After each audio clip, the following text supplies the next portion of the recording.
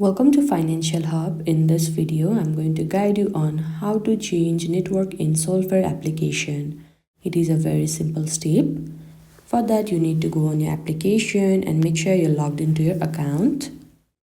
Now at this home page, at the bottom right, you can see settings icon, tap on it. And there at the first, you can see general, you can tap on it.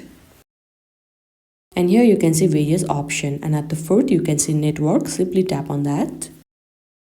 And here you can see three networks, Mainnet, Testnet and DevNet. Now you can choose according to your choice.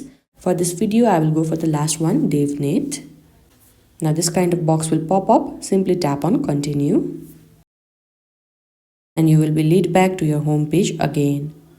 And now you will notice that the network will be changed in your Solflare application. Now in order to check it, you can simply go to your settings and tap on general and go to the network.